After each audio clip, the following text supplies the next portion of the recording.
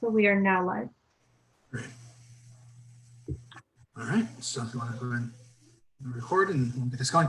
All right, everyone, greetings to all of you guys. This is the Education Commission meeting, regular meeting, May 26th at 6 p.m. Per the governor's executive order, we're doing this via Zoom, telecom, just to ensure public safety and social distancing. Can we go ahead and do the call to order? Yes. Chair David Gouveia. Present. Vice Chair Angel Zobo Rodriguez. Present. Commissioner Suzanne N. Llamas. Present. Commissioner Nicole Moore. Present. And Commissioner Olivia Robledo is currently absent. Okay, so next we're going to go ahead and continue with the Pledge of Allegiance, a very unique version of this. Angel, all right, so write it over your heart. Ready, begin. I pledge allegiance to the flag of the United States of America and to the republic for which it stands, one nation, under God, indivisible, with liberty and justice for all. My vintage stamps. There. Very cool. You mute out, Angel. Just be here. Okay. So next, guys. So now we have the pledge. Let's go ahead and approve the agenda. There's only 2 commission items, matters on this. I move that we approve the agenda. Moved by Vice Chair Zobo Rodriguez.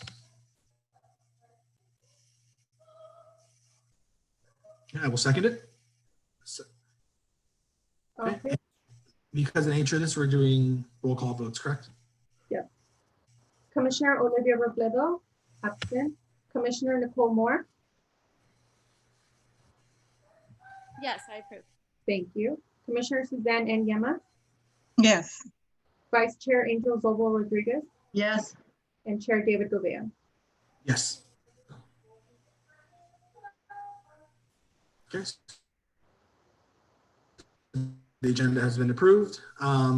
Did we get any public statements emailed to staff? It actually came right after the 4 o'clock deadline, so I wasn't able to send it out to all commissioners, but I will read it into the record. And this comes from Eduardo Solorzano. My name is Eduardo Solorzano, and I have had the pleasure to serve the Northeast San Fernando Valley for over 20 years, including more than 3 years as principal of San Fernando Middle School. I look forward to the opportunity to introduce myself in person once meetings are possible or available via the online platform. A few updates. The grab and go update. As San Fernando High School continues to be one of the largest points of distribution for the grab and go as of now, the grab and go centers are scheduled to operate through August 7th.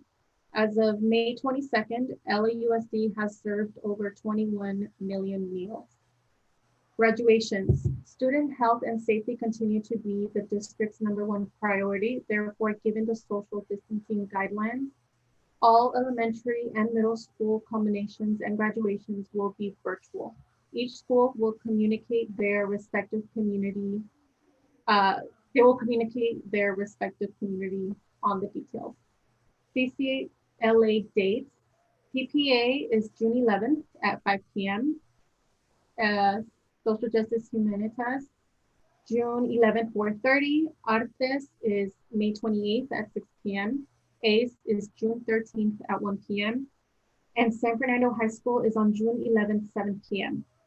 In addition, each school is exploring options for possible graduation parades. 2020 to 2021 school year, while we can share that the new school year will begin on August 18th, we are not certain if we will be open with remote instruction or some students on campus. We are researching and exploring multiple options with a decision to be made in accordance with the advice of the local, state, and federal health officials. And that concludes public comments. Wonderful. Can you remind me the name of the person submitting the comment and what their role was? I know they're a former principal of San Fernando Middle, but what is their current capacity? Eduardo is now the director of the community of schools. The district has changed their model, and there's the downtown superintendent, the local superintendent, and then back in the day, they used to be called clusters, and they went away from it, and now they're back. And so San Fernando and Sylmar and CCLA are a community of schools, and he is the director at the top of the community of schools in our area. So Okay, so the title is secondary director of the local district Northeast. Okay, wonderful. Great. Thank you so much. Yeah, great information. And I definitely appreciate that. If you're listening, thank you so much.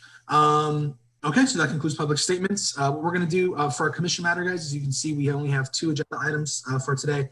The first, we're just going to kind of give an overview as to where we're at on the scholarship process. We had a very lengthy meeting a couple weeks back where we were fortunate enough to award the scholarships. And so we met as ad hoc and we kind of finalized exactly how we're going to be awarding them. So Angel, do you want to kind of take it and I can fill in anything that maybe we forgot?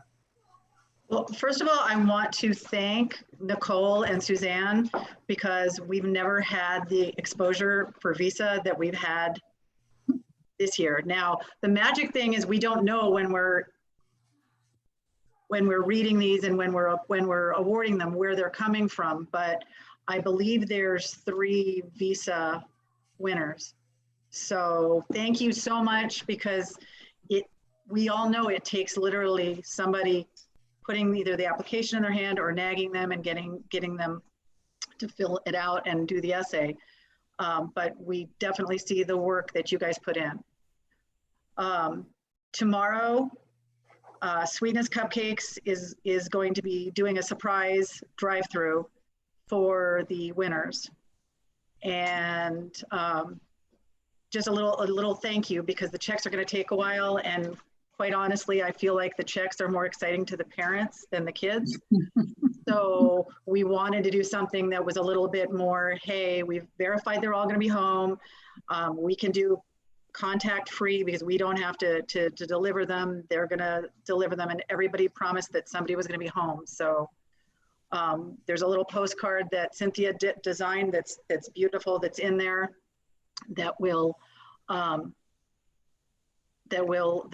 tell them that the check is coming, that we wish that we could celebrate with them, because we know this is not how we wanted to do it. So we appreciate that they're kind of rolling with it as well. I know from some of the feedback from some of the schools that the kids are kind of excited, because the kids started telling some of the school officials when they won. So it's getting out.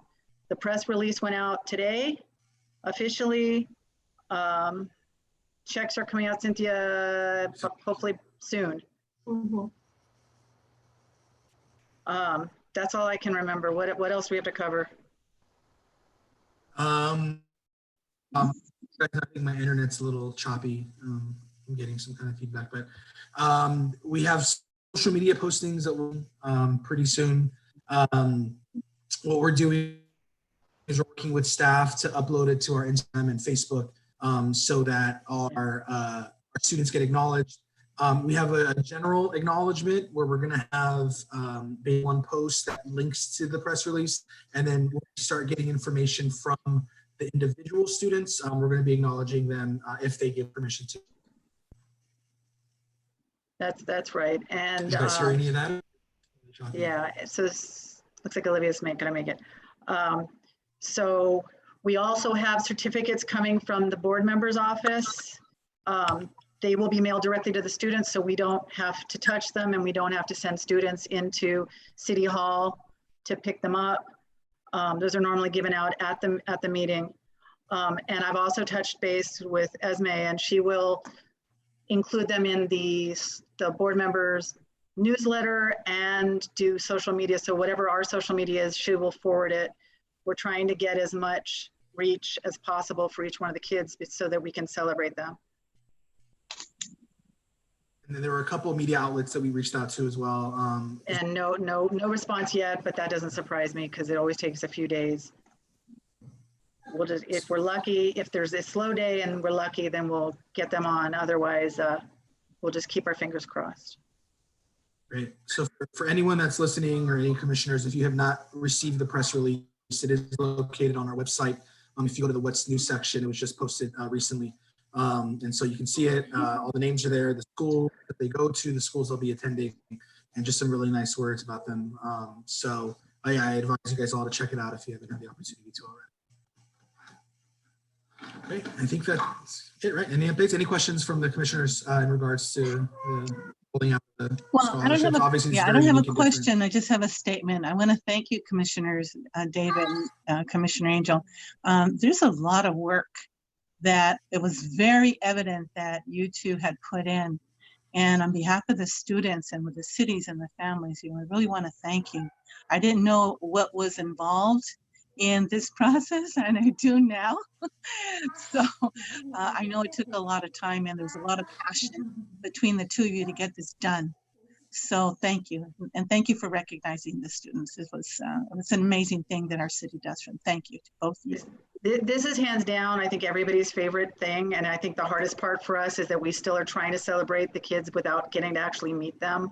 And I know that that's really hard, because seeing them come into the reception in like what I call grandma clothes and fidgeting and not wanting, and mom's proud and mom's taking pictures and mom's taking pictures with dad and the student just, but then some of the students are totally excited because they brought friends and a bunch of it. It's a huge reward for the work that we do. Unfortunately, things don't always work out. So we're gonna have to celebrate twice as hard next year. I definitely would like to see the students encouraged to come to a city council meeting in the future when that's safe to do so. We'd like to be able to recognize them when it's safe to do so, and preferably not behind giant masks. So it may be a long time, but we want to recognize them. So we're going to try to do it as best as we can through social media for now. And I do want to comment on the scholarships. We actually have a lead right now for some more funding opportunities.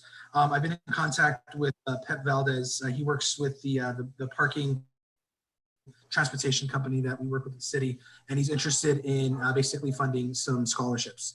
So I've been in early talks with him. There's something that I do want to discuss with the ad hoc first, and then kind of get the full commission's view on it. But it looks like for this next upcoming year, we hopefully will have some more funding. And then you guys can also see how amazing the scholarship banquet is, as long as things are kind of cleared up. Because although we've had to work really hard for this, the banquet I think takes more work, but it definitely is more reward because you get to see firsthand all the students receive their cash. I just want to put that, guys, under preview that there looks like there may be some potential funding opportunities. Even though I know we're in a kind of tough economic situation right now, there still may be some money out there. So I know we have a small ad hoc dedicated towards that. Yeah, that's recent. Just a couple of days ago, I had a conversation with them. Any other questions regarding scholarships or the process before we move forward? Comments? Nope. Great. Okay, so we're going to move forward then to our second commission item is discussion, possible action regarding COVID-19 and its impact on students and schools.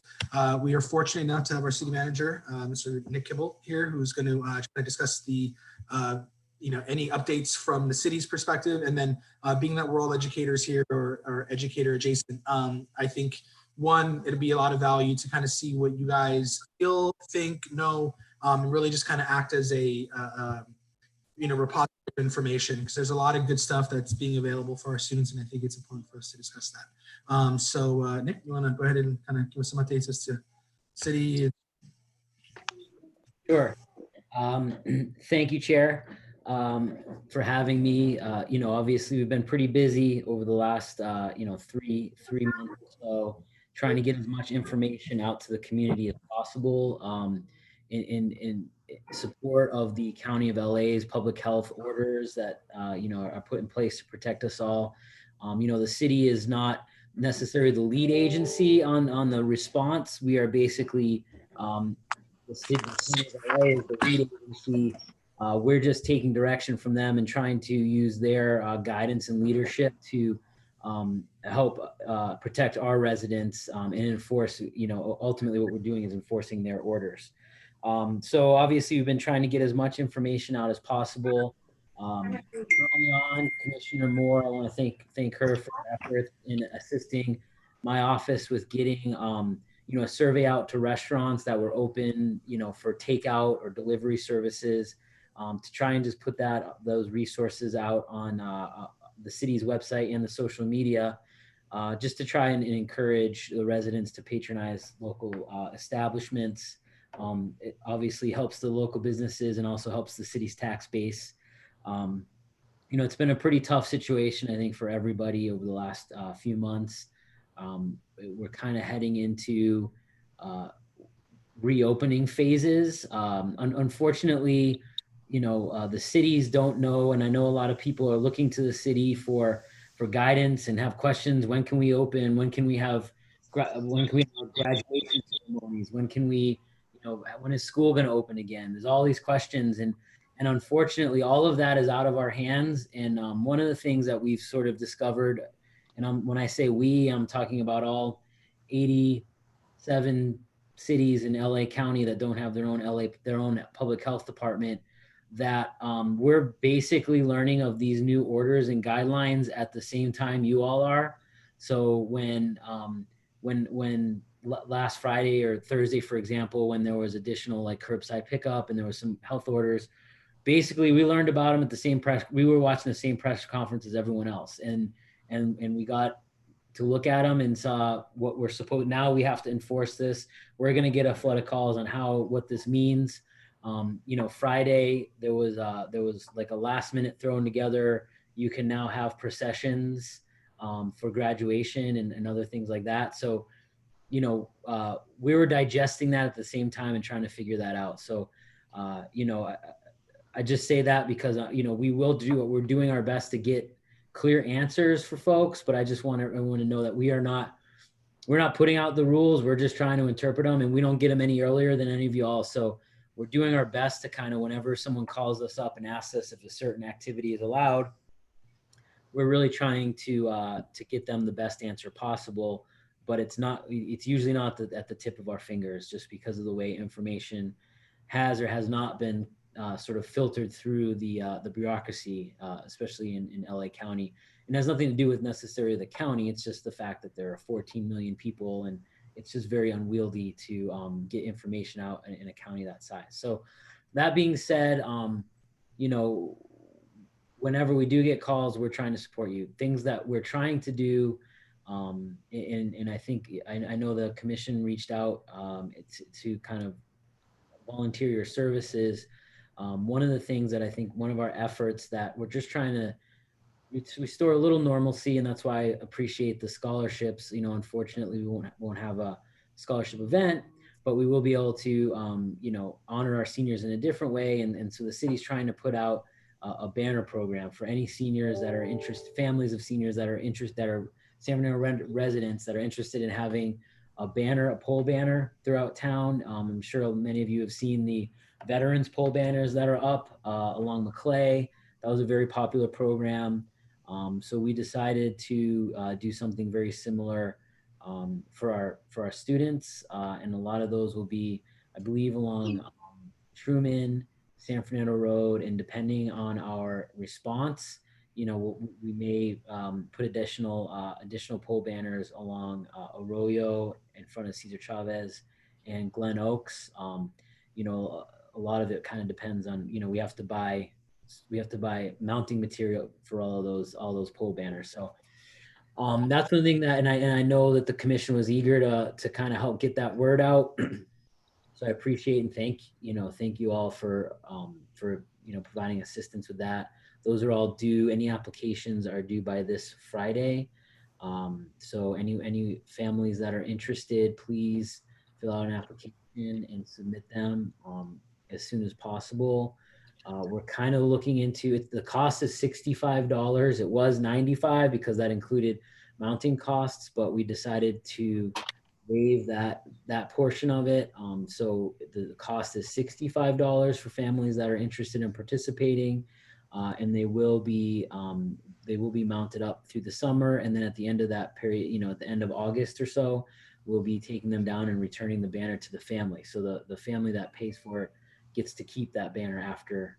That's theirs to keep. So and if you have financial problems, but you would really like to still participate in the program, please still submit an application. We're working on a financial hardship program that, so that we may be able to help some of those still deserving yet, financial, those families that may have some financial hardships. So including local businesses sponsoring the banner. So We've had a lot of people stepping up. So that's kind of one of the things that we have going.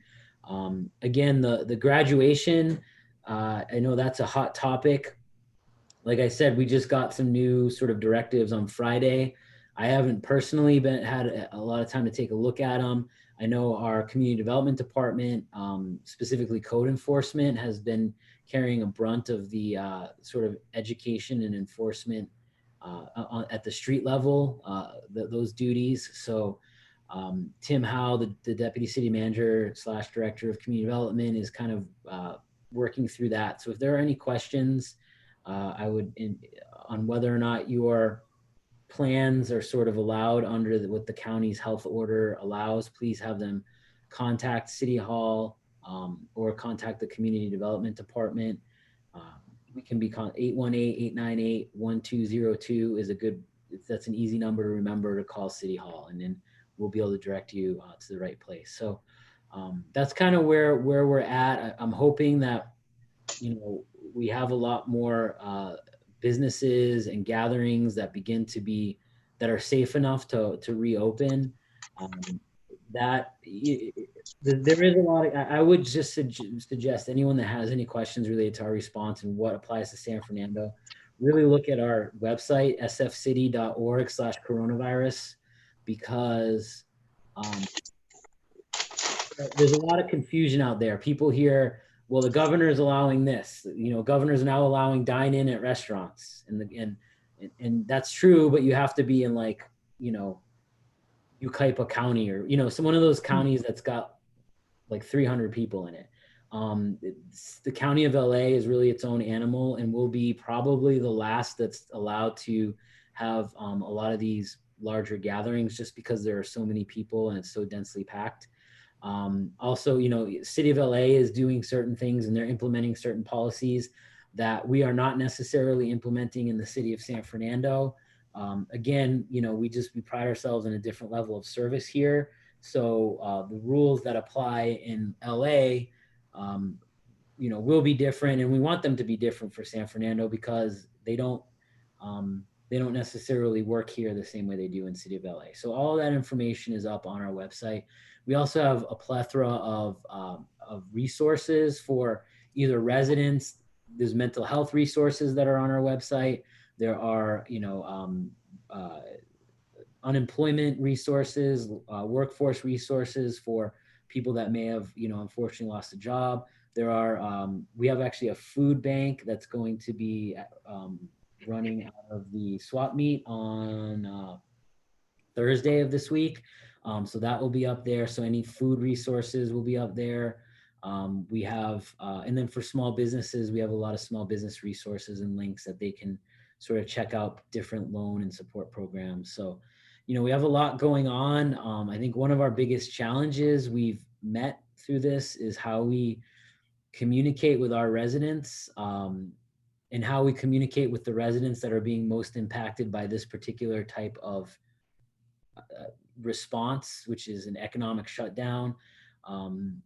Just some interesting anecdotal evidence. I mean, we put out a lot through social media and through our website because, quite frankly, that's just the quickest way with such an evolving situation where, literally in the first 2 weeks of this response, we literally had a new health order every 2 or 3 days. So you can't print out a new postcard and put out a new mailer, and then by the time people receive that at their house, it's already stale.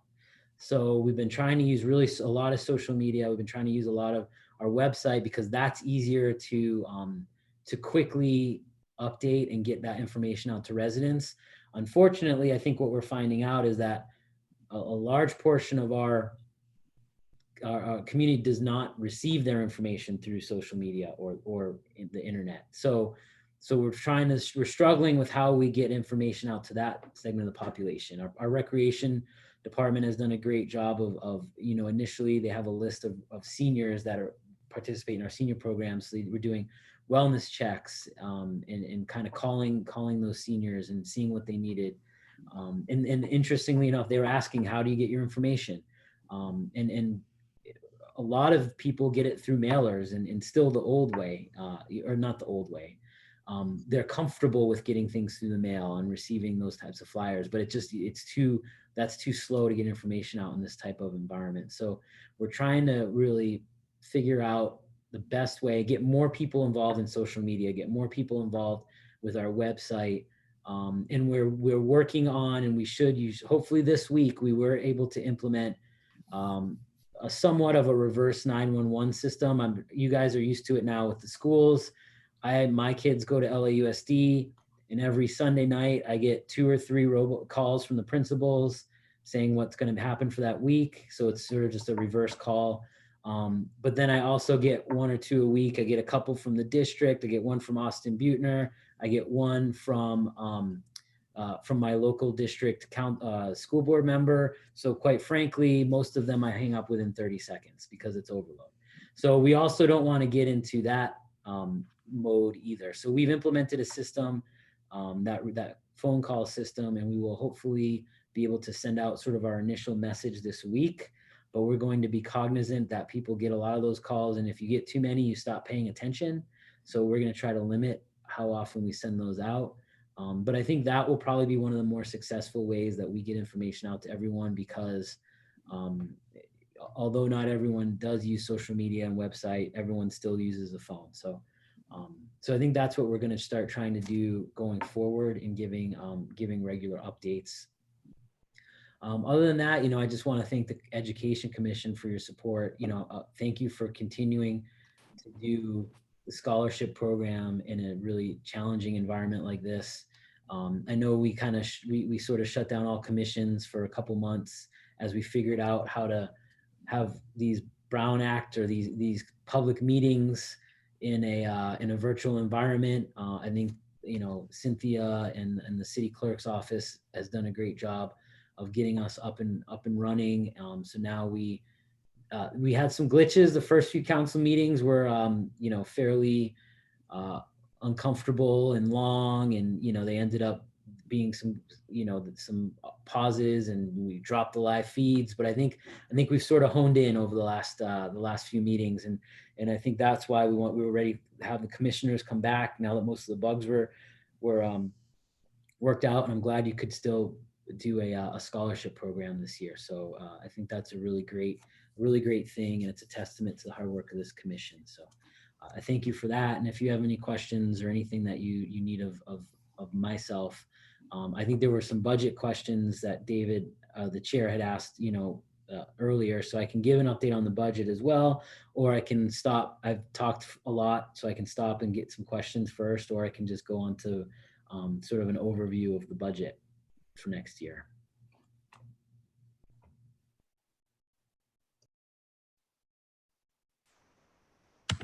Yeah, I would love to know the budgetary information, especially as it relates to our commission. But I do want to take an opportunity to have some of our fellow commissioners either ask questions, comment on anything that was said. You gave some really great information. Thank you, Nick, for that. So we'll start maybe with Angel. Do you have any comments? I definitely wanted to thank Nick for the foresight. Having lived here for 25 years and wanting to have the city council meetings televised since the day I got here, this wasn't the exact way I wanted them televised. But we're now in the 19th century, so we're moving forward. So it hasn't been easy. I want to know how you guys have the magic cat that goes through your screen and through the city attorney's screen, like it's one cat. I've now been told it's 2 cats, but I was really more excited when I thought it was 1 cat. In terms of budget, obviously we'd like to hear, I know it's early in the process and I know that we're all going to be impacted, but I think that the work of the Education Commission speaks for itself. We will do what we can with what we have, and whatever we get, we will be grateful for. But obviously schools are taking the brunt of this, schools and businesses, families with students that were in school that are now not in school and may not be in school for a very long time. So we may be shifting our focus as well. Great, thank you, Vice Chair. Commissioner Yamas, any questions, comments? A couple of things. In regards to what Commissioner Angel just said, the shift of the shift of focus. Normally it's focusing on the teachers, supporting the students. While now we see what we're going through, now the families, the parents are the ones who are really going to decide who, what, where, and when are the kids going to be receiving instruction. And where our teachers normally are the ones who are in control of that, now they're going to have to create or think of ways where they can include parents, and parents are going to have to realize, you know what, it's not just the teacher, now it's us. What can we do in the home to help our own kids? Well, that's a novel concept, especially in the Latino community, where the teacher is the one who is respected and the one who gives the final word. So that's going to be an interesting transition. So we might want to think about in the future as to what can we do, what kind of snippet, like Nick was saying, not to inundate the people with information, but give them something in a manner that they will be able to or want to listen to strengthen their selves. So I wanted to share that. And the other thing I wanted to share with them is I was looking at our website, and I'm one person who I want to make sure that people who are doing something that is good, that they know it. I want them to know. So I really appreciate our website, Nick. I think you're doing a fantastic job in getting that information there. And there's so much, so you can pick and choose as to what kind of resources, support that we're going to learn about. And as a resident, this is what I was doing. I was learning about what the city is going through and how they're supporting their residents. And then in regards to the graduation banners, I think that's an awesome idea. When the city started the Memorial Day banners, it just made me cry. So thank you for continuing that. And now to see that you're able to do that for our seniors who, they're going to have a different type of graduation. And some seniors won't be excited about it, and some are going to be, will never forget the graduation ceremonies that they will have. So with that being said, I want to thank you and everybody who puts their efforts into creating that website, because it does have information that myself as a citizen can use. And if I can use it, that means anybody else who accesses the website can also use it. So thank you once again. Thank you, Commissioner Llamas. Commissioner Moore, any questions, comments? So much, but I will just keep it limited to the comment about graduations. I have the lucky job on my campus of being the 12th grade team leader this year, and the 12th grade team leader's #1 job is to plan graduation. That's been fun. You're doing one heck of a job this morning. It was going to be so easy. But I can echo what Nick said about the roller coaster of information that has come from the county and the difficulty that has presented. But I know that you said you haven't had time to look at the county's guidance in detail. I have looked at the county's guidelines in significant detail, painstaking analysis style, close reading, educator detail. And so what I will say is that the county guidelines are that car parades are allowed only if the organization that is hosting the car parade can ensure that they will provide the security, which I feel should take some, because I don't think that San Fernando's police force can handle the amount of security that would be required to host large citywide parades. As the comment at the beginning, I know that the secondary education, what was his name? The chair, I'm so bad. Eduardo. Yeah, but his title, anyway, what Eduardo said at the beginning. Titles, but they changed them. The junior superintendent's person below him. what Eduardo said about that they would like to do car parades, the county's guidance has been if the organization can provide the security to ensure that social distancing takes place, and if they have a facility large enough to accommodate it with vehicles, and that everyone in the vehicle must wear a mask if any window is open at all, and that only one piece of paper can be transferred to the vehicle. For that reason, that is the guidelines from LA County. I know that the school where I work at Vonnegut Century Learning Center, that we have decided not to host a drive-through graduation on our site. We reached out to the Los Angeles City Council and see if we could get support from their police department, and they, echoed that it is up to us, and if we can't, then I can't do it. So we just decided that we don't want to put people at risk, and that we know that everyone loves their seniors very much and would be happy to come out and line the streets. But I'm a history teacher, and I know what happened when there were parades in Philadelphia in 1918, and it wasn't pretty. So we are not hosting a very large parade.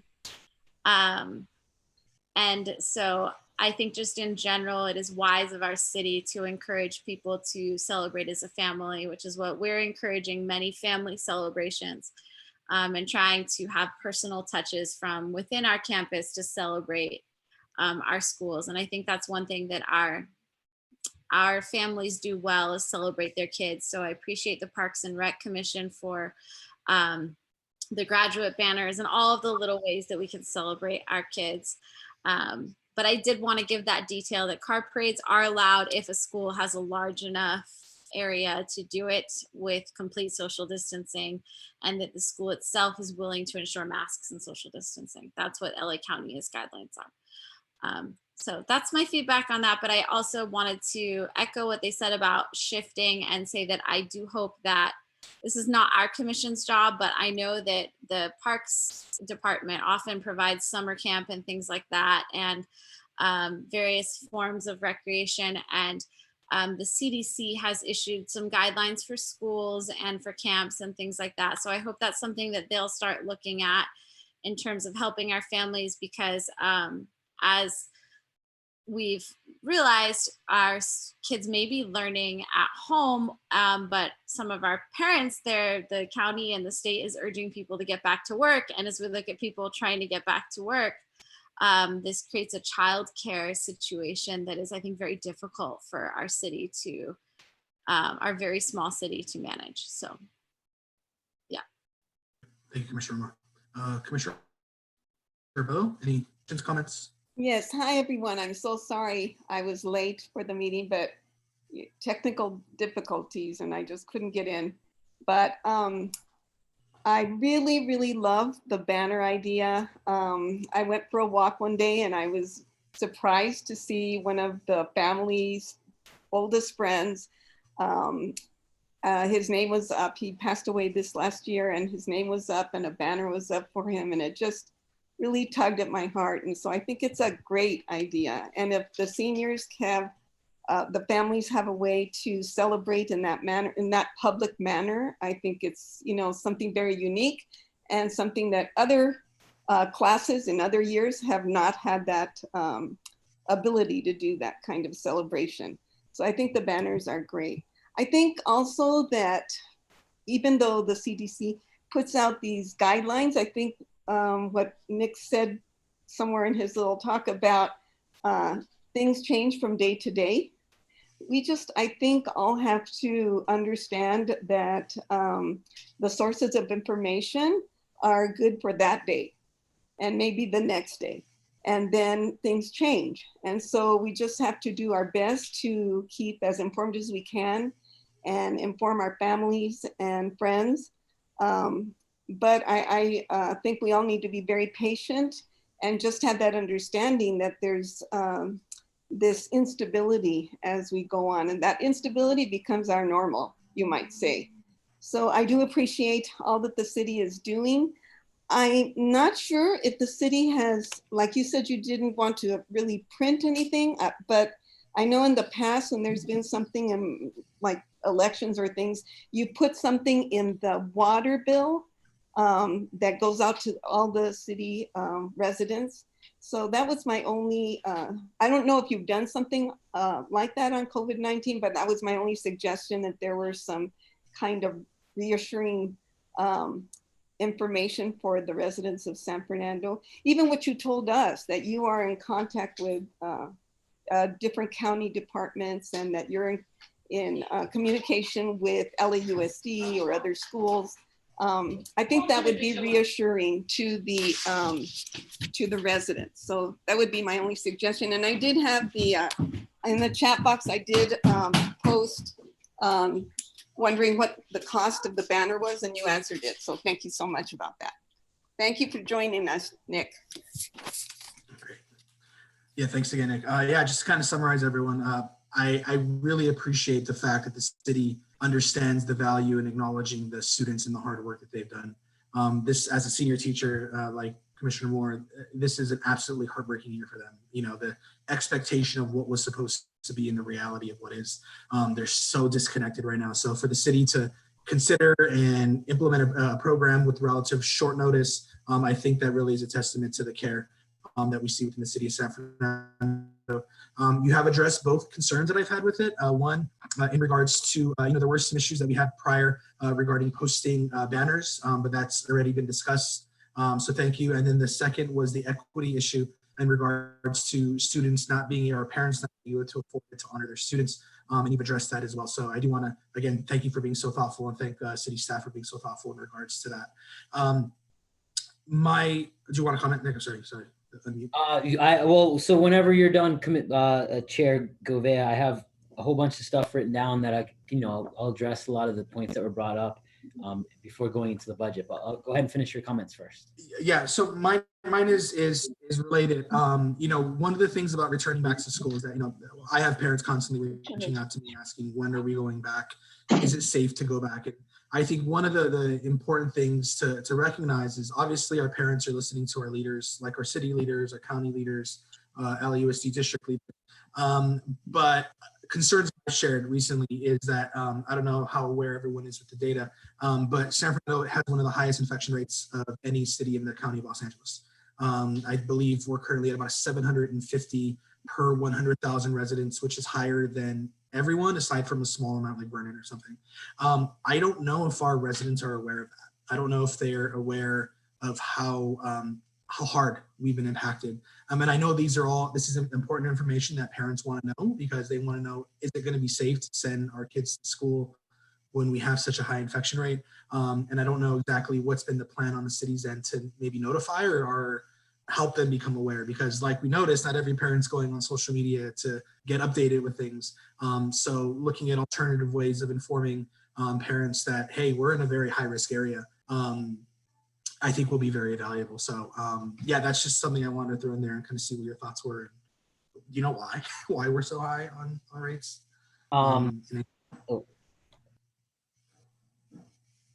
Sorry, I can address that. I'll if you're done, I'm done. Definitely. So I guess we'll start with that and work backwards. You are correct. We are we are the highest sort of incorporated city. There are other areas that are a little higher, but per 100,000, when you normalize it, the county's been using a per 100,000 ratio. That's been perplexing to me, because we haven't had any reports of any widespread outbreaks anywhere. We haven't had any reports of any, even LAFD, who does our EMT services. We followed up with them, and they haven't had any sort of any abnormal call volume here. So we're actually working with the county to try and dig into that data. Again, we're looking at the same public-facing website that everyone else is looking at. We're trying to make inroads. I've talked to the supervisor's office. We've talked to people at LA County Health that do their data reporting, and so we've gotten some clarification, but it's been tough to get reasons why if there are certain areas of the city, and I let him know, like, I don't need to know people's names. I'm not looking for any of that. I just want to know how, where are we falling short in our response, and so that I can use that data to sort of tailor that. But I have no idea what population it is that's sick, if it's a certain area of the city, if it's a, if there was an outbreak at one of our assisted living facilities and that accounts for half of the, there's just there's very little data coming out of the county. So I'm as perplexed as anyone else that's looking into that data is, but we're trying to work through with the county. And even last Friday, we have weekly calls with Barbara Ferrer, and she, actually Councilmember Ballin asked that a similar question, like, how are you keeping data?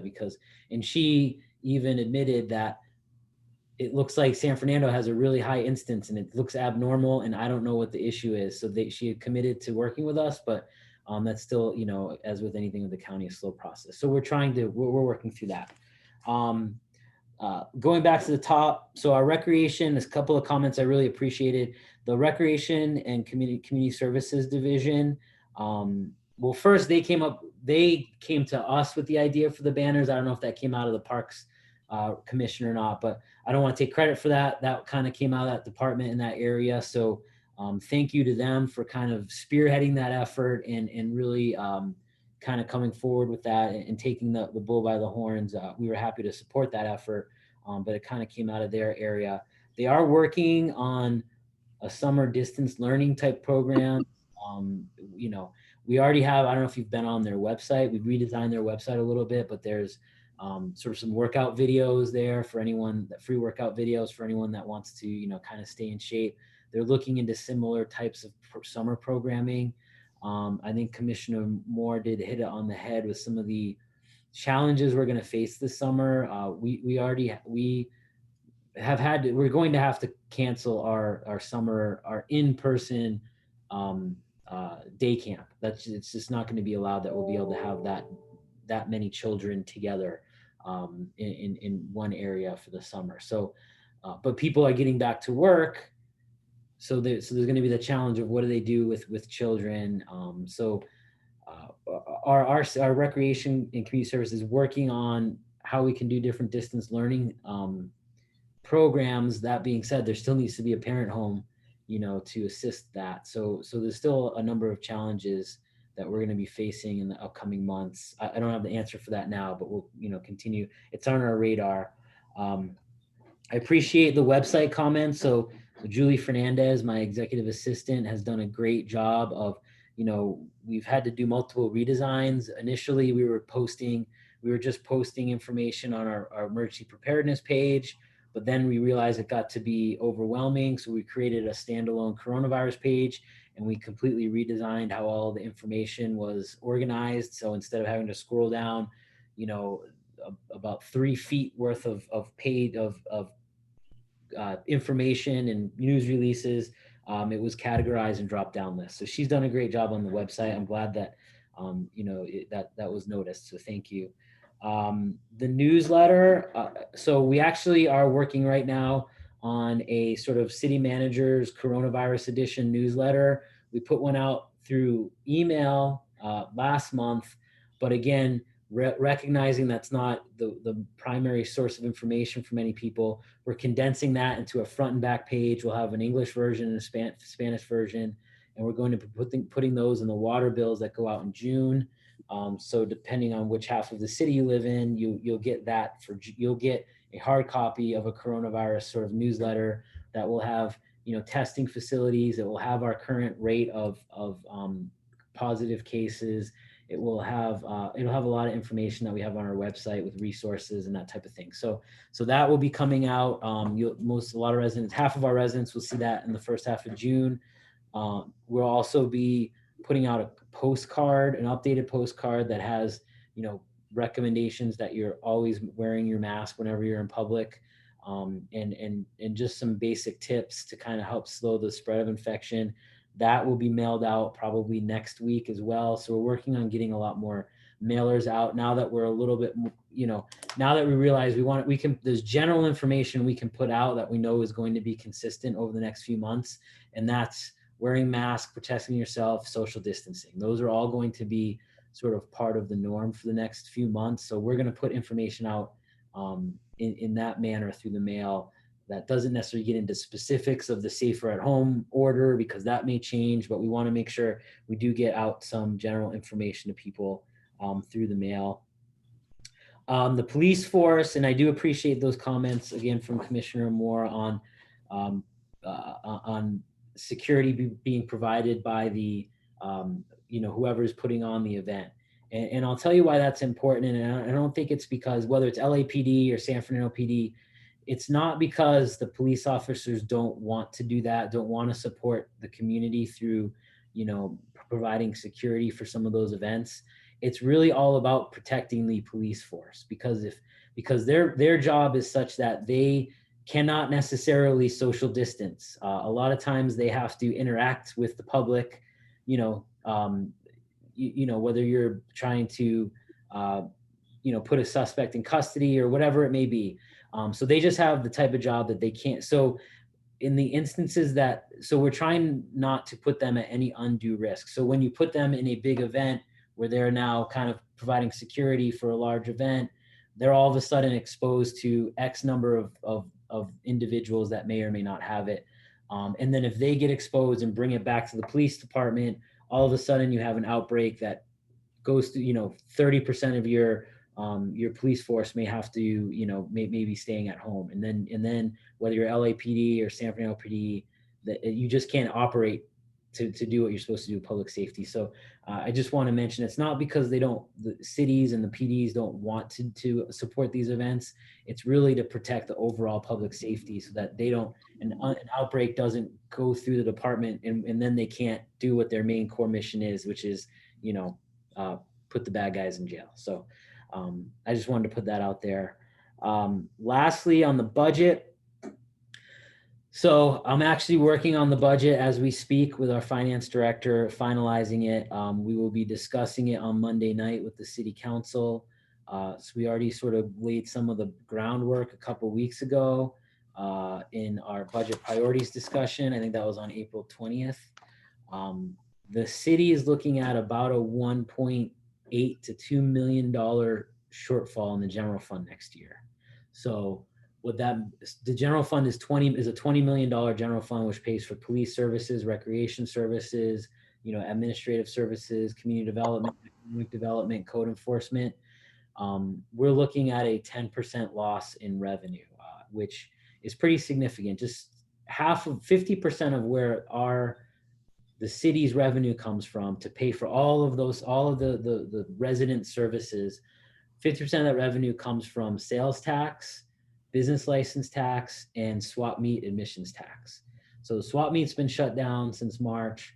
Our sales tax has taken probably a 20+% hit in what kind of income is coming in, because although there are definitely retailers that are still open, grocery stores, Home Depot, retailers like that, a lot of our smaller businesses have had to shut down and won't come back for a while. And then business tax is really the income tax that businesses pay. So what we're expecting this year, they pay it in February for the prior year. So this February, obviously this hadn't hit yet. So all the businesses paid their 2019 business income tax. That was all in time. We got that.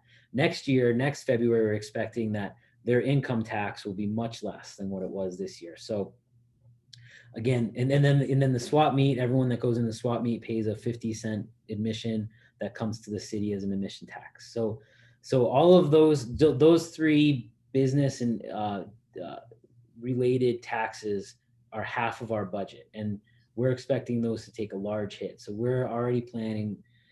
We've cut 10% out of every department has had to cut 10% out of their operating division or their operating budget, and we're working through engaging the labor unions right now and how we can work together on reducing personnel costs potentially over the next year by another $500,000 to $750,000.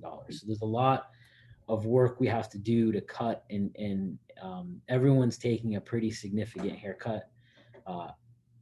Hopefully only for a year, but potentially beyond that, depending on how long this goes. So that being said, I believe the commission had $800 to begin with. Again, carry over any unspent funds. I don't think you had to spend a whole lot this year. But I think in this environment, it's hard to recommend any additional funds. I wouldn't necessarily say, I think we should carry over. We're going to be recommending carrying over anything that was unspent this year. As far as being able to put together, a program, a scholarship program for next year. We have not, none of the departments have, no enhancements have been improved. We're putting off repaying some internal debt.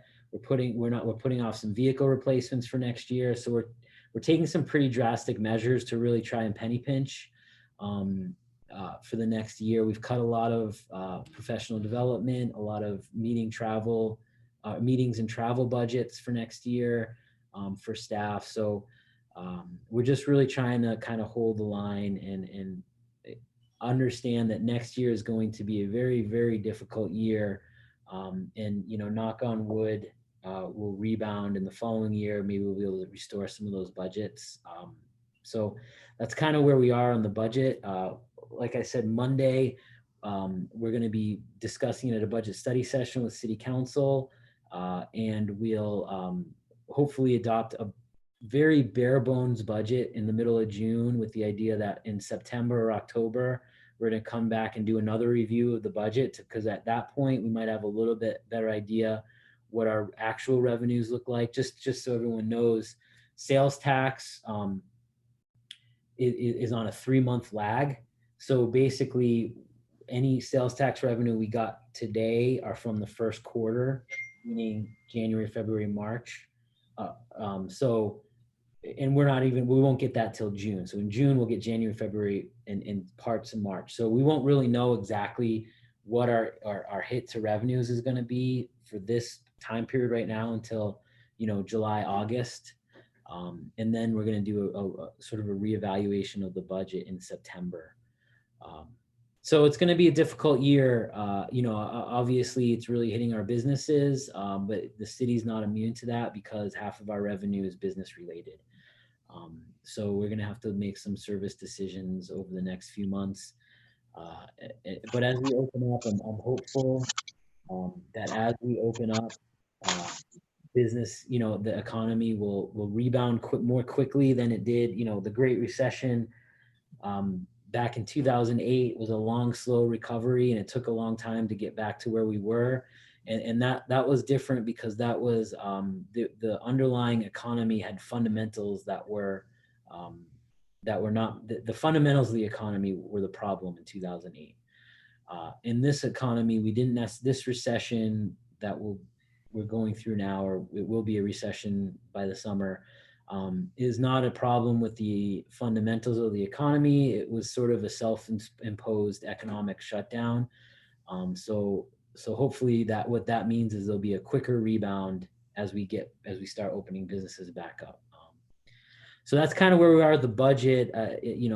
Obviously, if there are any questions, I would definitely be happy to respond to them. I don't want to get into too many details just because we haven't given the budget to the City Council yet. But what anything I said tonight has all been things that we've discussed with them in open session, over the last month or so anyway. So. Thank you so much. Are there any comments, questions from the commissioners? Angel? I do. I have a question. Nick, thank you for that information. It was really helpful. Getting back to the possibility, or how do we get our community members to access the website? Because, once again, that has so much information that's so helpful in all different areas. And I was thinking, we know that parents and families are going to have to pitch in more when it comes to the education of their kids, when it comes to giving access to our seniors in the community. Hopefully there's family members or neighbors that would be able to help them. And so what's the possibility of us putting in like a short blurb as to how the residents can ask the students to help them access the website, to walk them through the website, to read the information together? You know, that would be a great learning opportunity, not only for the student, but for the adult. And it would help achieve our goal of getting more access for our residents. What do you think of something like that? Or do you already have something in there like that? So you're saying the student should become the teacher? Yeah, Yeah. like that. No, I think that's a great idea. And I think those are the types of ideas that, you know, I'm definitely open to anything. So if there are resources or anything that any of you have ideas about how we can, you know, tap into schools. And if there are schools that are, you know, I know some schools are getting out information, and my daughter's in middle school and my son's in elementary school. They're both LAUSD students, and I can promise you there's very different levels of information coming out of each school, and there are very different levels of teaching happening at both schools. So anytime that, you know, if I think that what the elementary school is doing is working better than what the middle school is doing. So, you know, it would be nice if they talked maybe, and they both got together and said, hey, maybe I could use some of your, you know, what you're trying to implement. So if there are anything that any ideas that you all have for that we can kind of try and implement or roll out, you know, I'm definitely open to them. I think that's a great idea on trying to have the students help their parents or their grandparents check the website, sign up for social media so that they can be more informed. I don't know, that the only issue is how do we make the city of San Fernando cool to follow on IG? I don't know if that, I don't know. I mean, I know when I was in high school, it wasn't cool to follow the city. But we're in different times now. And More also what I've better. noticed, I have older children, and they're all computer literate. And whenever I need something, they're the one, even my grandchildren, they're the ones that help me either learn new information or teach me how to use the technology. So it doesn't even necessarily have to be a student. It could be just a family member to bring their awareness to help their parents or whoever's in the household to access the city information. So just a thought, maybe we can work on something like that. I do have some feedback on how to make things cool, just because I have an Instagram addicted middle schooler. How do you make it cool to follow someone? Contests. That is very popular with the high school students, that whenever I will take my high school students to big conferences and events, a presenter will get up and say, I'm going to do a random drawing from everybody who, if you follow me on Instagram today, I'm going to do a random drawing, and I'm going to send the one person a t-shirt, or I'm going to send one person a surprise prize. But like my son got a random t-shirt from some performer from a conference he went to. And like one of my son is a dancer, and there's a dancer who says, for every person, if you share this with hashtag, you know, whatever it is, then for every person who shares it, and if you follow me, that's one entry. That he did a contest for like a private dance lesson on Zoom. So and you know, my son was following, waiting for him to announce who was the winner of the private dance lesson. And so even something like, you know, we'll give away a shout out at the city council meeting to the social media student ambassador will get a shout out at the city council meeting. If you get however many people you get to follow us based on your hashtag, you get an entry for each hashtag, and an entry for you following us on Facebook, an entry for following us on Instagram. Even give out a button with the city's like logo on. I don't know, whatever, you know, fun swag that the city has. Kids love that stuff. So, and it can be mailed to their house. So I think little things that you can do to get people to follow you is. That's cool. A really good idea. And I'm curious, Commissioner Moore, since you had some students that attended one of our council meeting, did they rave about how cool that was the next day? More or less, actually, yes. I have many city council selfies that I have been sent. So I heard lots about I heard a lot of comments about bulletproof glass not being necessary and Yeah. park facilities and all kinds. They're like, wow, we had no idea that we were even going to talk about bulletproof glass. And yeah, they had, and there was a handful of students that came to our commission meeting about the scholarship process, and they were like, wow, we had no idea there's like actually like a city government process to this, and they were very interested and engaged in it. So I think it's fantastic when our young people get involved and engaged. Yeah, so Yeah, no, I appreciate the contest. That's actually a good idea. Good way to make it cool. they love contests, and then it's something to follow, because the other thing too is if you do a contest and you say, oh, 6 days till we announce the winner, 5 days till we announce the winner, and you like, they'll just keep checking back on the feed all day long, so it gets you a lot of exposure to the other stuff. Yeah, I like it. Great idea. Great. Commissioner Silva Rodriguez, questions, comments?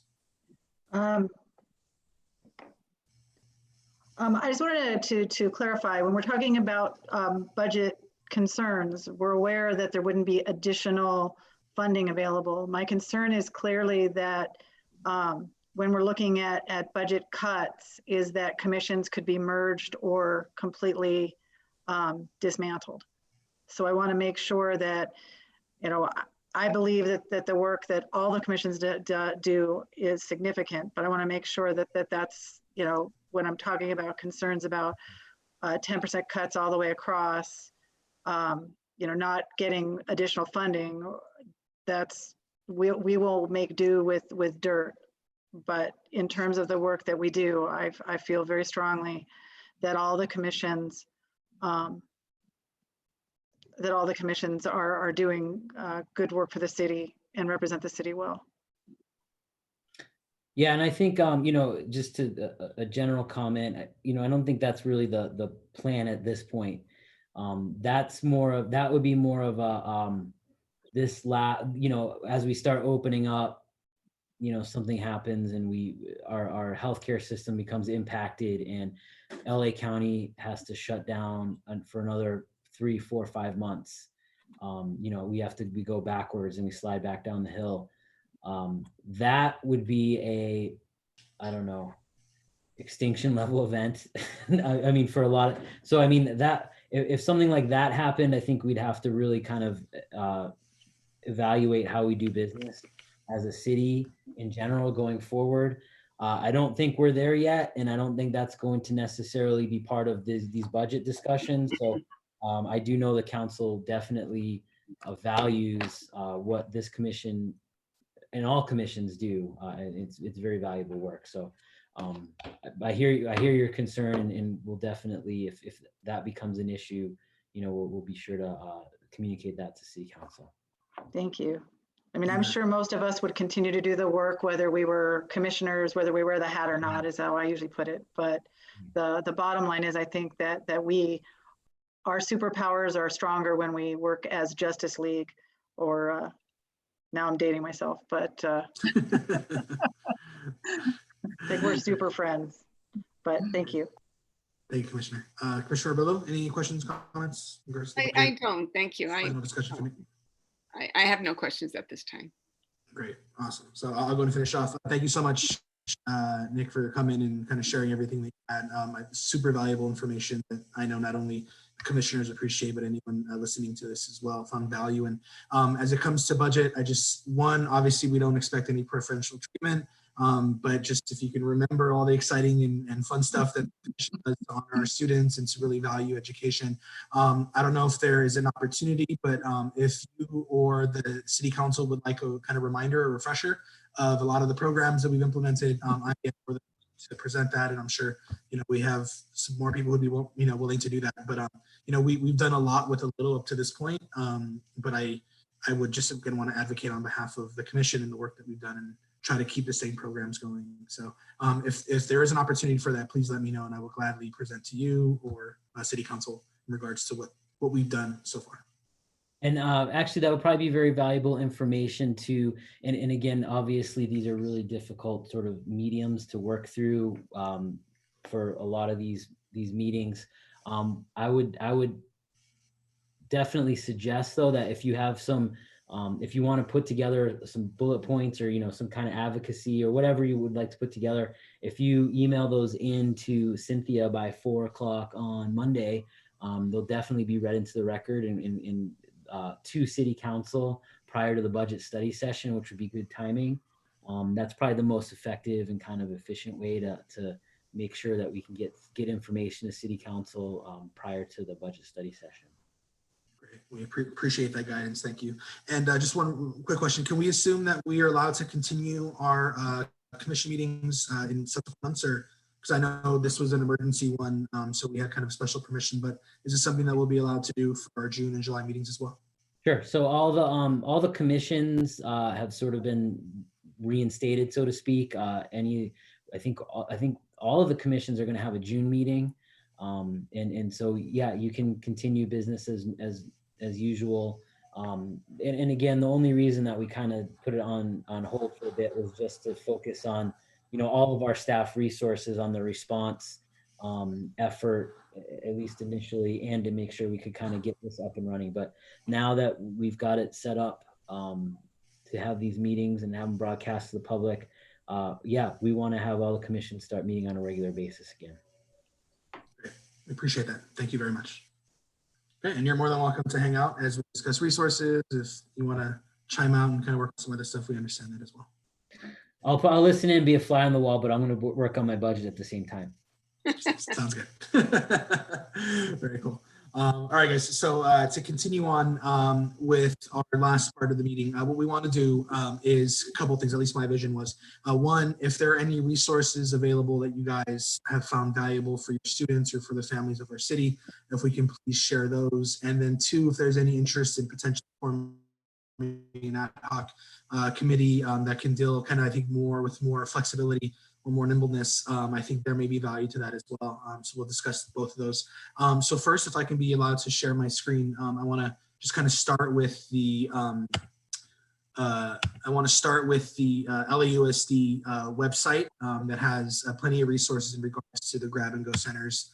So Cynthia, I don't know if that's possible to do. Share screen.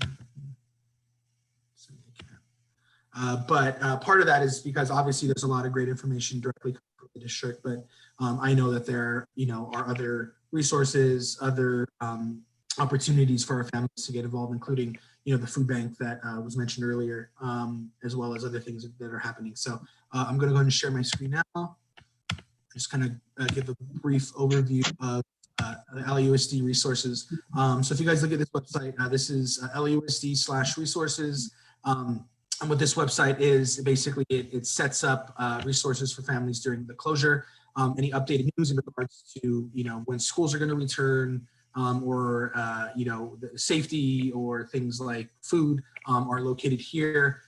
So one of the, I think the most important things that we've noticed with our students in our population is we're a very at-risk community in the sense that missing a paycheck or two can really impact food availability. So thankfully the district has been providing food and will continue to provide food throughout the summer.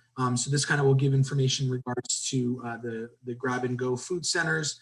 You can type in, you can see where they're located here. I do want to thank those who advocated on behalf of getting one closer to us. I know we have one here in Sylmar, which, there had to be a little push for that. But I just want to show everyone who's watching this website, because it's a great resource. If you have it in Spanish as well. That gives information on, where students can become educated, the PBS collaboration that was done, the internet, if there's any need for that. This is a really great website that I was going through that has a lot of the kind of basic information. So I just want to show that because, again, LAUSD has some great accounts with some at-home learning apps like BrainPop, Khan Academy, ABC Mouse. So this is an opportunity for students who are at home who need some kind of supplemental learning that they can get. There's some FAQs, so if there's any questions that families have, they can get those questions answered as well. So I just wanted to share that website just because I think it's a really good kind of start to this conversation. And what I want to do next is I want to go one by one to see if there's any other resources or any other areas that you think there is a need for resources that we can discuss as a commission. So we'll start our second to our vice chair, Is there any kind of resources available? Yeah, I know for a fact that the site greatschools.org has been using a lot of their resources to create online learning materials for parents. It's worksheets, it's sample schedules. When the kids went offline back in the middle of March, and it seems like 100 years ago, but some kids went home and they didn't even have, they didn't have a device, they didn't have Wi-Fi. As some of them have gotten that, some of them were still not in contact with schools. Even if they had a device or they had Wi-Fi, they weren't necessarily in communication every day with their schools. So on greatschools.org, there is a COVID closure page that shows grade by grade information, worksheets, sample schedules, and some other resources for each grade from, I believe, K to 8. High school kids are certainly farther along, and they can kind of, they're all connected with LAUSD. The kids are connected with Schoology, and they've been connected with Schoology. But some of the younger grades, the families were not necessarily encouraged to use Schoology in the same capacity the high school kids were. So there's a tremendous amount of information on the Great Schools page. It's in English and it's in Spanish. So a parent that was not planning on being a homeschool parent can figure out how to get through a day with a sample schedule, worksheets, and other free materials. Wonderful. Great. Thank you so much, Commissioner. Commissioner Llamas, I know you had emailed staff in regards to a couple of resources. Do you want to go ahead and right. Cynthia, will you help me with this one?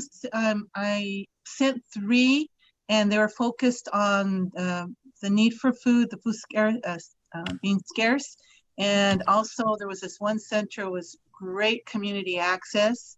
So Cynthia, can you put up one of them and we can go through, is it possible to go through the 3 of them? Of course. I actually made Chair Govea the host, so if he could I can do it. Yeah, I'll bring it up. I have it right here. So oh, perfect. Thank you. Share my screen. Great. So here is the first resource. It is the Vaughn Charter resource. So do you want to go explain that? Right. If you see there, you can see even the LAUSD grab and go centers. We have a place for that. And this is to help the parents. This is given access to anybody who accesses the website. You'll see Councilwoman Monica Rodriguez's food distribution events, both in English and Spanish. You'll see the one hosted by, the food pantries in the 7th Council District. And those are the drive-through food pantries. There's quite a few right now going on. You even see the Lighthouse in San Fernando is listed in there. And then further down, you see our San Fernando food drive listed there. The one that's being held at the swap meet. Yeah, and to comment on this, guys, like I teach at public schools, and we have been shocked by how many families have been taking advantage of the food resources that are available. So I'm so thankful that a lot of schools are not only emphasizing the importance of providing meals, Yes. but families know that, because it definitely is a huge need where Definitely. Economic impact has impacted our families greatly. Right. And this resource has to do with food, and it's food, education, family support. This North Valley Caring Services is right here on Sepulveda. And it's close by, it's on Sepulveda, right off the freeway. But they receive resources from many different organizations. They work with men, they work with all the organizations that are providing the food services. And it's a big location, they're all volunteers. There's a couple of people who are employed, but most of them are volunteers, and they address the complete family. So the more families that know about this resource that's so close, the more help they'll be able to receive. Great, thank you. And our final resource?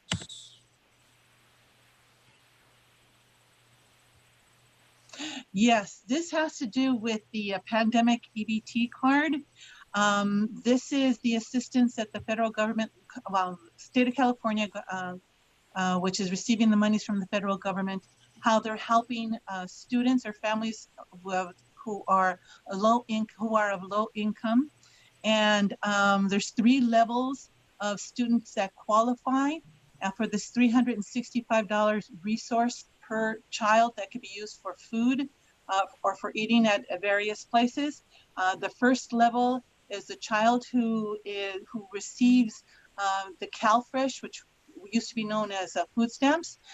Automatically, that $365 is pumped into their card. So that's one level. The second level is the child who receives Medi-Cal. They didn't have to put in an application. All they had to do was just to wait, and they received an EBT card. It's called a pandemic EBT card. And then the third level are the students who receive free or reduced lunch at schools, or the students who go to a school where all the children receive a free breakfast and lunch. If all they have to do when they apply, that's the only group that has to apply.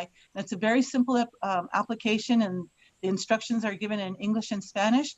And all they have to do is put their first and last name, their date of birth, the place or their address that is registered at the school, and they send it in. It's very easy. And then the parents will receive, if it's accepted, the parents would receive the EBT card within 12 days, I believe they're told. So this is really important, and I'm not too sure if everybody knows about this, especially since we have so many provision to schools, which means that the whole school receives free breakfast and lunch. So if the families can put in their application before June 30th, then they probably would be eligible for these monies.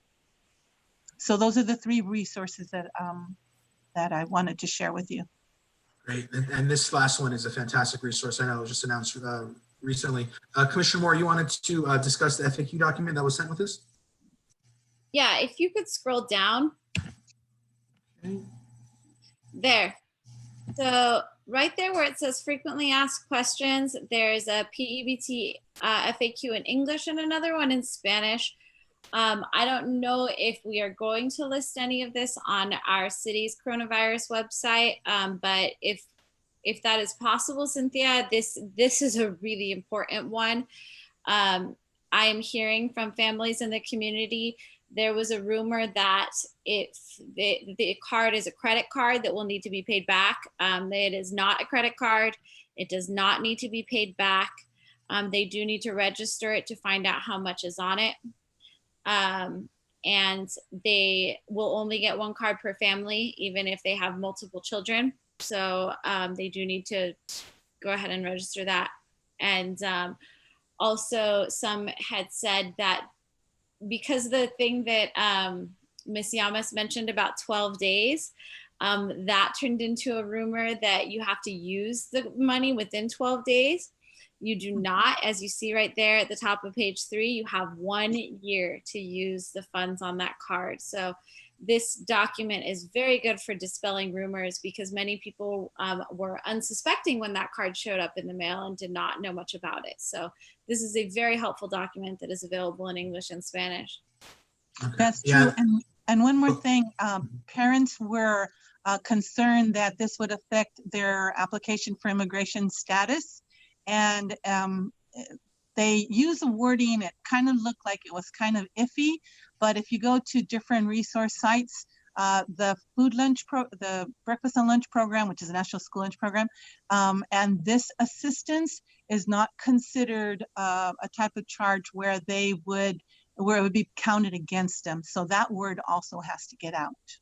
Yeah, that's super important. I know a lot of our families have been concerned about that, because the way that the recent administration has changed immigration laws, if you are considered what's known as a public charge, or basically received any welfare benefits, that can negate or impact your ability to apply for citizenship. So this will not impact that. And that, I think, is one of the most important things for our families. Yes. So thank you for bringing that up, both of you guys. Great, fantastic resource. Yeah, so maybe if there's a possibility of sharing this from a city's perspective, I think that could bring a lot of value to our residents. Yeah, absolutely. So after all of you have shared your resources, please feel free to email me all of your resources, and I will compile them and send them to Julie so that we can make sure they're available on the city website as well. And I will make sure to extract that frequently asked questions PDF. Wonderful. Thank you. Thank you, Commissioner Amos. Commissioner Moore, were there any additional questions or anything else you would like? Yeah, I'm finished. have two things. The first one that I wanted to mention is I just want to give a shout out to our local neighborhood Starbucks for keeping their Wi-Fi on.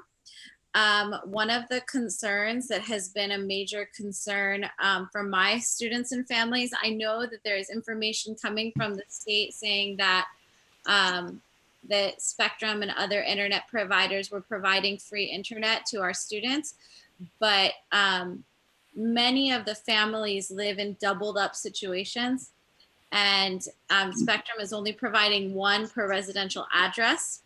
And so some of our students still do not have Wi-Fi access. And the ability to access it, you can access Starbucks Wi-Fi while waiting in the drive-thru for your socially distanced beverage. And that is helpful. And it might be helpful to see other businesses that are still allowing access to their Wi-Fi, even just from the parking lot, if they don't mind students using it. Because it is the school Chromebooks that many of the younger kids got, or the iPads and things like that. They do have the ability to work offline if students are able to get to a hotspot to download it. And I tried many of the hotspots that are listed on Spectrum's website as being available to the public, and not all of them work. So I can say for sure that the Starbucks Wi-Fi works. And that is very appreciated that they're willing to allow students to use that still. The other thing that I wanted to share is that there's an organization, a nonprofit nationally called Donors Choose.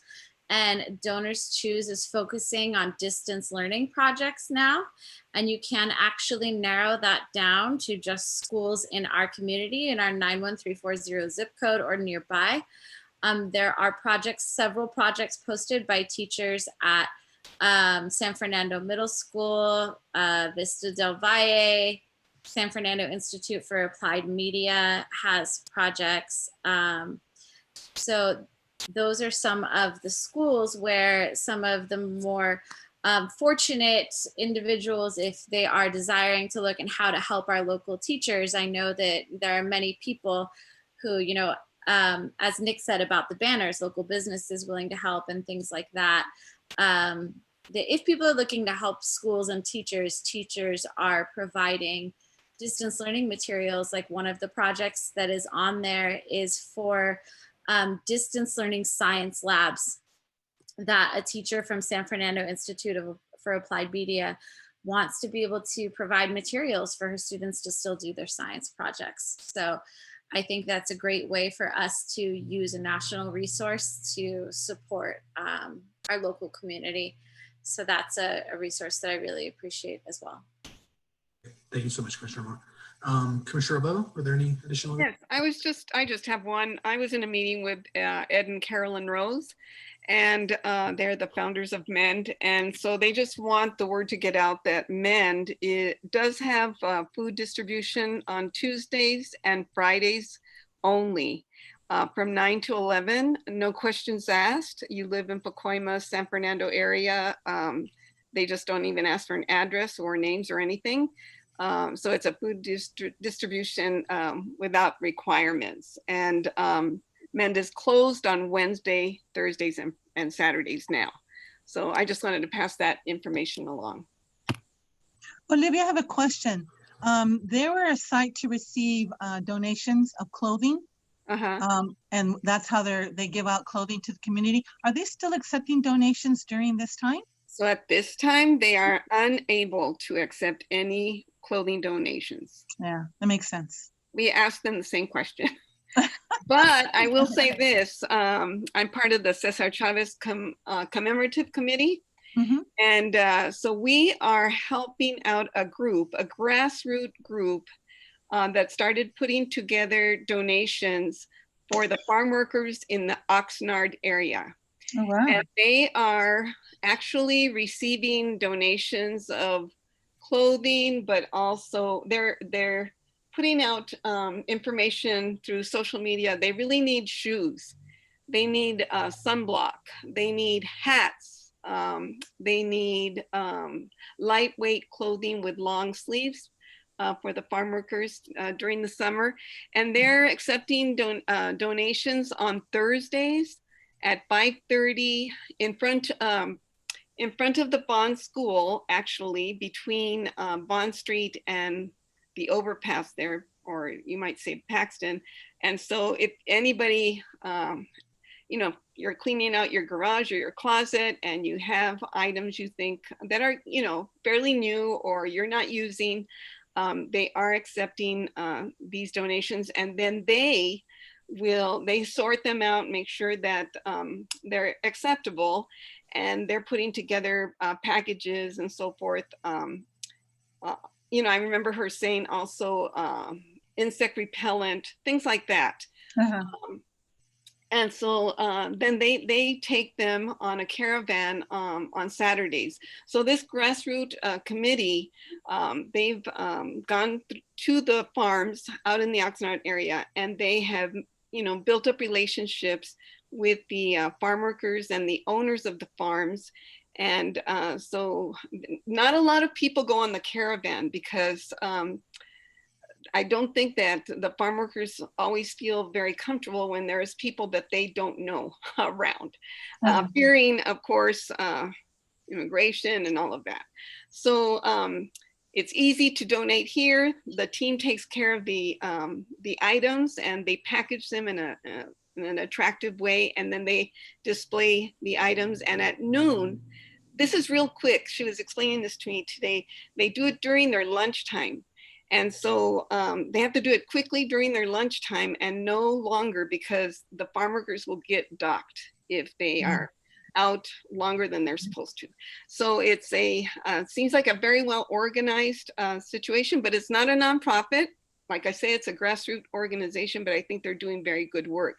So if we can spread out, you know, the word that this group could use items, and you know, that would be a great thing. So it's not necessarily resources for our immediate community, but it is resources for people that feed us. Exactly. On the table and for question again, the drop off is where?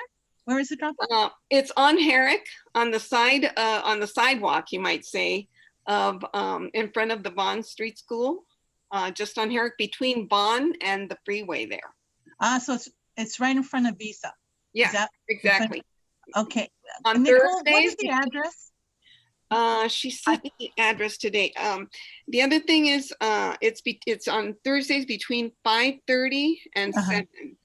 5:37. And I'll give you the address. She did send me the address in case you want to tell other people. Yeah, Nicole put the address up. Okay, it is in front of the school. It's 11480. 11480. Yes. 11480. Also, feel free to email me all this information and I can distribute it to all commissioners. Okay. Thank you, Olivia. All right, everyone. Yeah, I want to thank you guys so much. This has been such, I think, a wonderful opportunity to kind of share the immediate needs that we see in our community right now. Unless there's some more resources that want to be shared, my original vision was to form an ad hoc committee. I don't know if that's necessary after all, since we'll be meeting next month anyways. My idea was that we were going to do it because we needed to be nimble and we're going to be allowed to meet. But if we're allowed to discuss as a full commission, I think the real value is going to be there. Does anyone think that we need an ad hoc committee to discuss these issues in between? I think we should wait and see what I've been listening to the webinars from the Department of Education, and there's just so little information about what fall is going to look like. And I think that we may know if our commission could do more to support reentry plans in our families and our community in fall, but I don't think that we know that yet. So maybe we have our June meeting and then look at in June or July as we know more if we need an ad hoc at that point. Okay, that's good reasoning to me. Anyone else have any thoughts on that?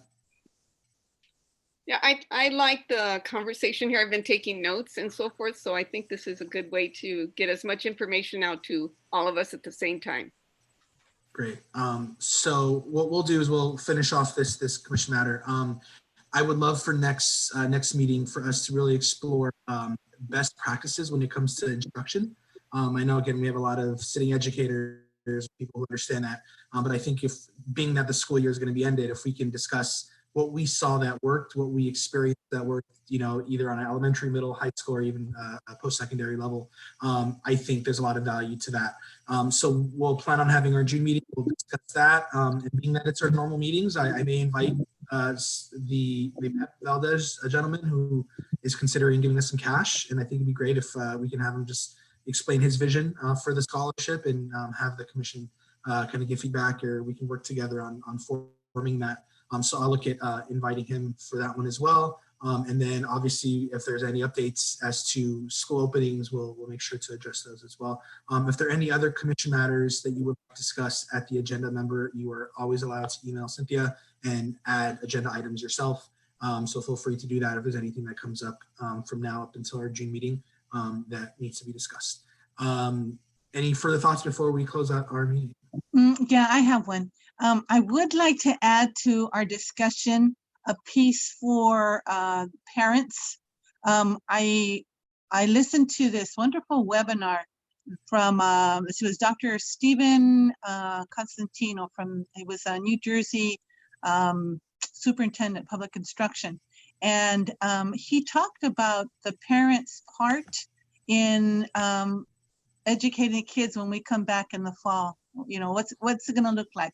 How has their roles changed? So I'd kind of like to just add in our discussion when we meet again in June, as to maybe we can have a piece for what parents could or should look out for, or maybe give them some strategies as to how they can help their students, because now they're going to be, you know, one of the really a partner in teaching their kids. So can we do something like that? So parental support, you know, aside from instructional best practices, totally see that. Cool. Yeah, we can put that for the best practices, parent and instructional best practices. Yeah. Great. Okay, guys. So we're going to close that agenda item. We're going to move forward with general commissioner comments. We'll just do one by one. Angel. First of all, I believe our next meeting is going to be June 30th, right? Yes. Okay, June 30th is also a blood drive for Children's Hospital Los Angeles and San Fernando PD. And I know because I actually got the information from another volunteer group, and I was like right on, because it's here, it's local.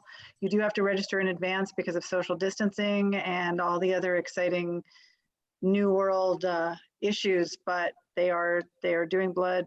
They're doing a blood drive, and we may be a little city, but I know we have a big heart when it comes to donations. I know there's 2 people in this house that have already signed up. So we're excited to hear about that information. I know that there's probably not a lot of kids that are still listening at this point. We know that this isn't the graduation that you expected. It's not the end of your senior year. It's not it's not your freshman year. It's not any year that you planned. It's not anything that we planned. For the parents who are suddenly finding themselves being teachers, who never thought they wanted to be a teacher, surprise.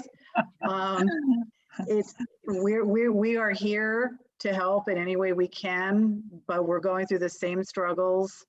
You know, I have a college student that's sitting on a sofa or sitting in the backyard trying to pretend it's summer school. So, you know, we're all in this. So, you know, our hearts go out, but, you know, the fact that we know that we're not the only ones and that we're all somehow involved in this, you know, it makes it a little bit easier.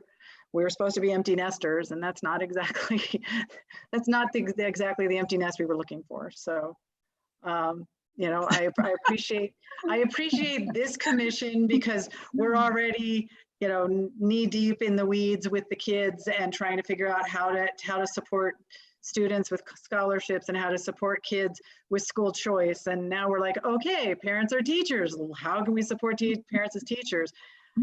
And I don't care if we have no money. I don't care, as long as we can keep having these conversations and make sure that we are providing this information for our community, because our community deserves the same kind of education, the same kind of opportunities that other communities have. So thank you guys. Well, thank you. General Commissioner comments, Commissioner Llamas? I just want to ditto Commissioner Rodriguez. My thoughts exactly. Thank you. Thank you. Commissioner Moore? I just want to comment in regards to the comment that was made earlier about Commissioner Llamas and I doing some outreach at Visa. We actually did very little outreach, just a little bit of encouraging. It was just here's the information, you should apply. And I was actually really surprised at some of the winners. I had maybe sent a message, oh, you live in the city, you should apply for this, but I got no request for help. Oh, thanks, I'll take a look at it, from one of the students who won. And I also wanted to make a point that I think, Chair Govea, this was very close to your heart, about the Why Not You scholarship. And I know that Councilmember Ballin had made a comment about the Why Not You scholarship being probably the most important one and the impact that it has. And it truly does, especially in this time of distance learning, that as kids are very discouraged and they don't get the feedback from us that they normally get of us saying, oh, good job, you did it on a daily basis, that them being told, hey, good job, you deserve a scholarship, you know, why not you? Has had so much impact in encouraging some of those students to push on towards graduation. So that it makes a huge difference, the difference that it was intended to, and even getting them to apply to college and things like get the paperwork in that they need to get rolling on. So that is wonderful. And I also wanted to consider that maybe in June, we should add to the agenda a distance learning student of the month. I know that we can't invite them to a city council, but maybe we could give them some social media shout outs. And I know that the teachers would probably have some people to nominate. So that's my comment. Very cool. We'll agendize student. I want to bring back everything. Let's talk about it and let's adapt. We're nimble here. So thank you for bringing that up. Commissioner Bella, any commissioner comment? Yes, I agree with Commissioner Moore on the Student of the Month virtually. That's great. But tonight, I'm a proud grandmother, a proud nana. My oldest grandson, Phoenix Robledo, is graduating from high school, and he was the valedictorian of his school class, senior class, and had to give a speech, but had to give it virtually. So we got to see his practice test, you might say. And then there was a video of the ceremony. And in his high school, there is actually a drive-in theater set up in their community. And so they will be having a drive-in graduation. So all parents take their kids in their cars and the family stay in the cars and they see the video on a big screen. So the ceremony takes place, but everybody is in their cars. So anyway, people being creative and doing things a different way. And I'm just so happy for Phoenix. Congratulations. Thank you. Congratulations. That's incredible.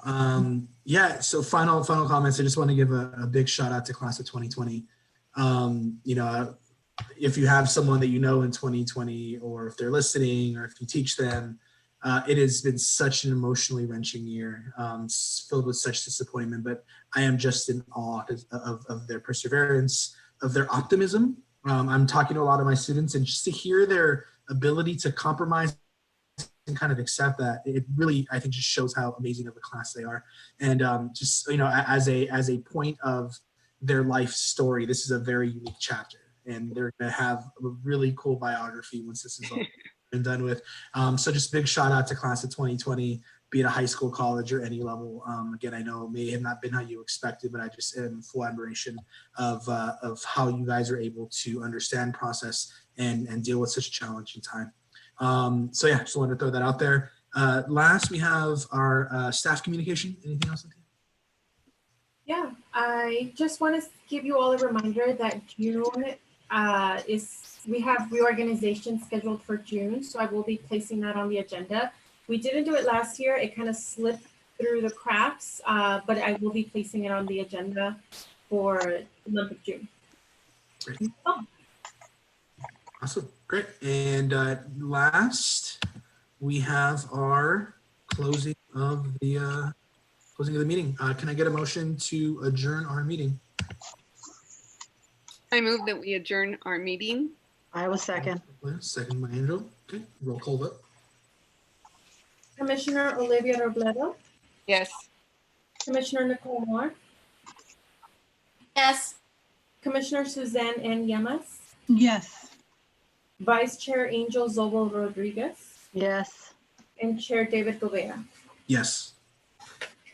Great, awesome. So see all of you guys the last Tuesday of June 30th. Thank you guys all so much for an amazing meeting. Very much appreciate it. Thank you. Everybody be safe. Everyone, will do. See ya.